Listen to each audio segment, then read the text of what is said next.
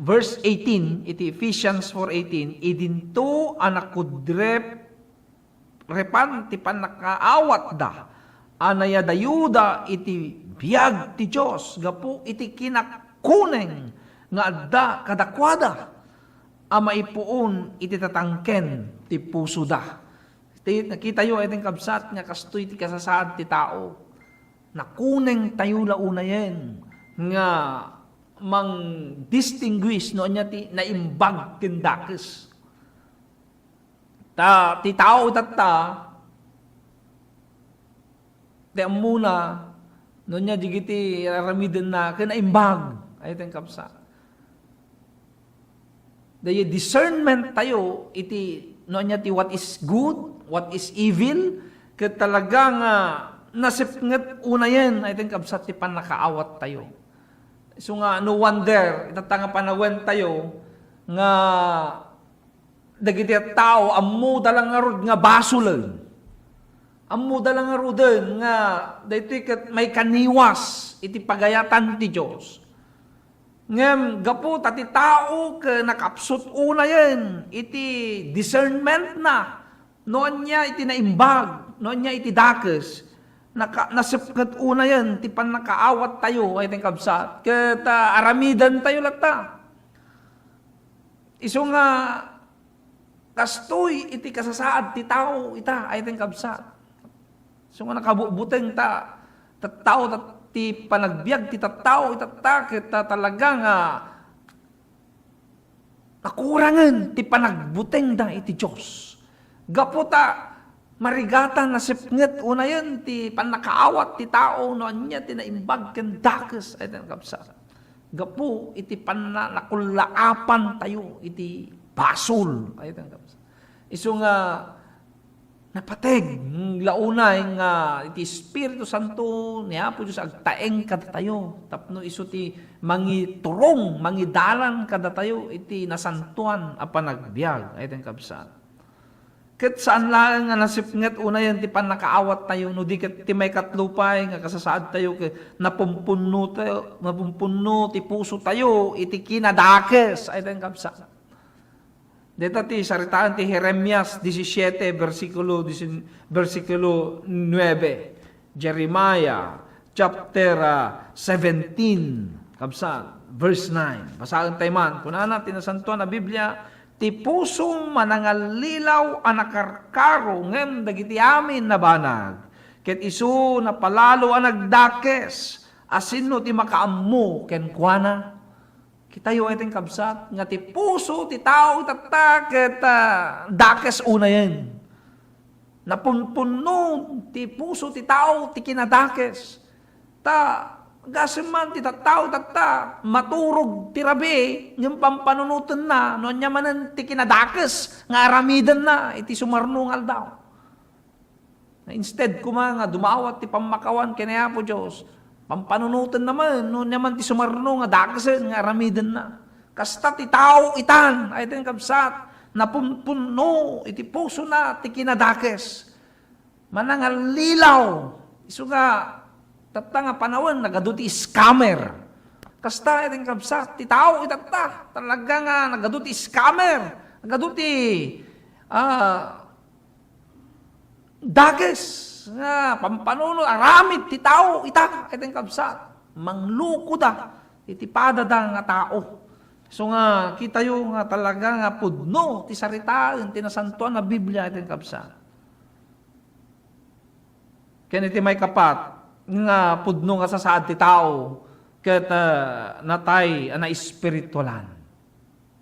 So nga ti tao itatakit awan ti nakurang ti isum ti tao itatat ti nasantuan na espiritualan na bambanag. Nakaladladingit maminsan tay laeng nga mapan makigimong iti may salawas.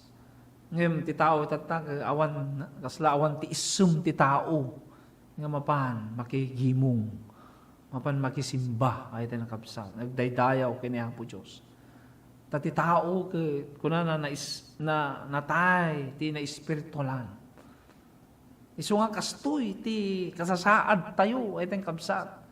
Talaga nga dahito nga lubong nga nagpagnanaidan tayo talaga nga umay ukumen ti Diyos gaputa natnag ti basol napnuan ti basol ay tayong kabsat. Isu nga mabalinan tayo nga rod nga tanga balbaliwan iti kinamanagbasol tayo ay tayong kabsat. Umuyo ti nasanto na Biblia saritaan na ay tayong kabsat nga saan tayo nga kabailan nga balbaliwan ti biag tayo. Wino balbaliwan iti kasasaad tayo. Kasasaad tayo nga managbasol, managdakdakes. Kasasaad tayo nga ti puso tayo napnuan ti kinadakes. Kasasaad nga natayen ti na espiritualan na panagbiag tayo. Saan tayo nga kabailan? Ay ting kabsat nga balbaliwan ti kinamanagbasol tayo.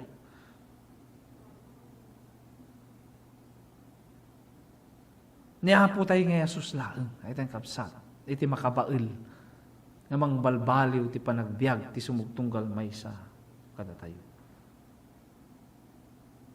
Niya po tayo nga Jesus laeng, ay tayong kapsat, iti mangijijaya kada tayo, iti biag ngagnanayon.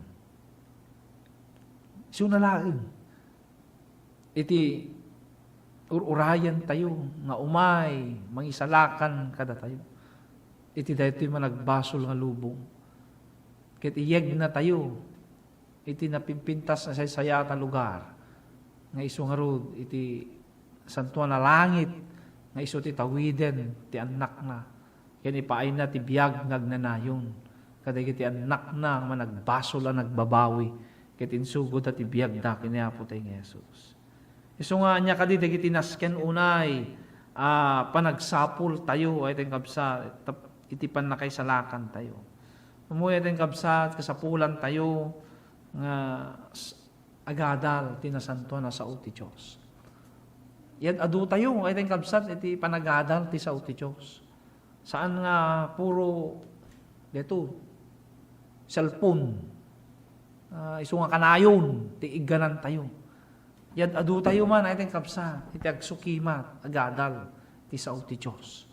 Tapno, nananay, ay tayong kapsat, iti isusurot tayo, kanya po tayo ng Jesus. Masapol tayo mo, nga kanayon, iti kumita, kanya po tayo, nga Yeso Kristo, ay tayong nakapsat. Saan nga kitkitaan, iti pada tayo nga mamati. Saan nga kitkitaan, iti pastor tayo, iti ministro tayo, iti padi tayo. Tapada tayo laang mo't kama nagbasol di kita. Adal tamot iti pagkurangan da. Maupay tayo laeng. No, kanayon tayo nga kumitkita, kadagiti papastor tayo, kadagiti ministro, paadi tayo, adamot iti pagkurangan da, dahil pagbasulan da, di kita kaya tayo kapsat. Di kaimbagan kasayaatan nga kitaan tayo laeng ganiapo tayo nga Jesus, ay tayo kapsat. Masapul tayo mo, napatsyan, mamati, ay tayo kapsat, iti ibanghelyo ni Apo tayo nga Yeso Kristo. Daytoy kuma iti pagbiyagan ti sumugtunggal maysa kada tayo. Biag tayo ay tayong kapsat iti ebanghelyo. Biag tayo iti kinaimbag. Ken kinamanagayat ni Apo tayo nga Yeso Kristo. Biag tayo iti pamati kini Apo tayo nga Jesus. Saan tayong apalan? Kapsat di kita aramid ti kinadakes. Bagi dalata ti kinabana. Bagi dalata iti posisyon, nangangato a posisyon. Ngamno, di kita ti mangiturong iti panakadusan to. Ay kahantay nga apalan, di kita iting kabsa. Ti kaimbagan, kasayaatan, pagbiyagan tayo, ti pamati. Ay tayo ng kabsa. Dakdakkel nga banag, ti agururay kada tayo. Nga reward, balangat, ay tayo ng kabsa. Kadagiti anak niya po Diyos nga matalek ngagpamatiken kuan. Masapul tayo mo tayo kapsat nga urayen ti panagsubli ni Apo tayo nga Yeso Kristo. Matalek nga panaghuray ay tayo kapsat. When panayon ko nga ibagbaga dito'y a programa Ano kasano, iti kasideg, iti panagsubli ni Apo Jesus, ididamo anamati tayo, as asideg manen itan, ti panagsubli ni Apo tayo Jesus.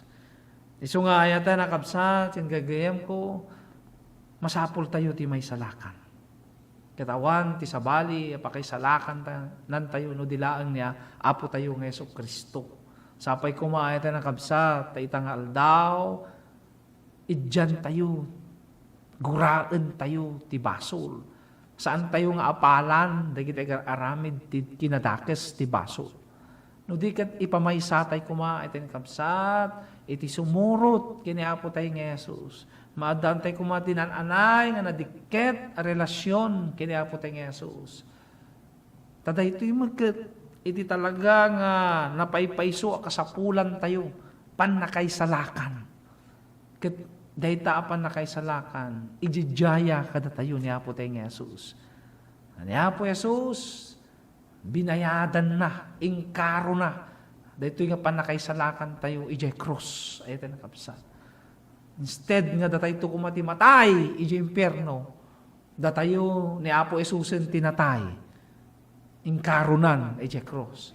Iso nga kada tayo, amin, nga nagpamati, umawat, kini Apo Jesus, kat maadaan tayo ito, tibiyag, nagnanayon.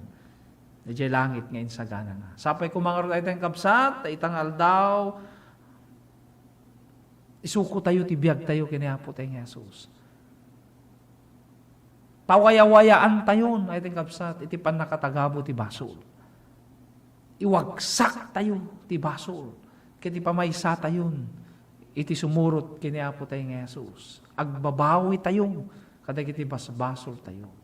Kada tayo met nga saan pa nga nagbabawi, saan pa nga nananay, ti panangisuko tayo, ti biyag tayo kay Jesus, ita na panawin, ating kabsa. This is now the right time nga agbabawi tayo, kada kiti basbasol tayo.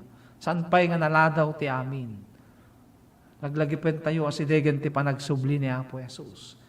Ti kinadakis na ito nga lubong, ating kabsat kat nakaro launa yan. Katawan, ti sabali lang nga solusyon. No dilaing iti panagsubli ni Apo Jesus. Iso nga itang aldaw, ay itang kabsat, sapay kuma, suko tayon, ti nanayag, biyag tayo kini Jesus. Agbabawi tayon, kada kiti pasbasol tayo, kiti pamaysa tayon, ti agpamatiken ko na. Amami nga Diyos, nga daka sa dilangit, agyaman kami Apo ti mensahem, kada kami itang aldaw. Pudno launay Apo nga kasapulan mi, launay, ti maisalakan, iti daytoy managbasol alubong. Gapo Apo, saan mo kayat nga madusa kaminto? Kayat mo Apo nga maadaan kami ti biyag ngagnanayon. Iso nga ni Apo Jesus natay ije krus ingkaro na Apo binayadan nan dagiti basbasol mi. Tapno instead nga da kami ti matay madusa ni Apo mi Jesusen Apo ti nailansa ingkaro nan ije krus binayadan nan dagiti basbasol mi. Iso nga kalikagumam Apo nga ipateg mi kuma iti isusurot kini Jesus. Kasapulan nga, dito kumati, numero 1 launay nga ramiden mi. Nga iso Apo, iti panagpamati kini Jesus. Tapno, may salakan kami Apo, into nagsublit anak mo nga ni Jesus. Tulungan na kami nga rod Apo, agbalin na napasnek, agpamati, anusan mi Apo, iti agpamati, tamo mi Apo, nga agururayan, iti balangat ti Diyos. Into nagsubli ni Apo mi Jesus. Katag matalek kami kuma, Apo, iti pamati, petan mi, iti pamati ken Jesus. Manipo di taken ti agnanayon. Tinaga ni Apo mi Jesus, dawatan mi gitoy. Amen. When ayata nakakabsat kang kakayam, madaydayaw ni Apo Diyos, iti nabalegi manen nga panagadal tayo, iti daytoy nga aldaw. Kaya madaydayaw ni Apo Diyos, ay tayong kabsat, kaya dagiti saludsod mo, iti daytoy nga adal, mabali mo ti ag-text iti cellphone number ko 0966-4408-814. Mabali mo ti ag-surat iti Timog ti Padto care of DCTP Radio Tiralpas, Canton City, Ilocos Sur. Ket enak nga rod pumakadan, siyak iti kabsat, ken gayem mo iti radyo ken telebisyon, Pastor Noah Hope iti programa Timek ti Padto. My manen, ni Jesus my manen.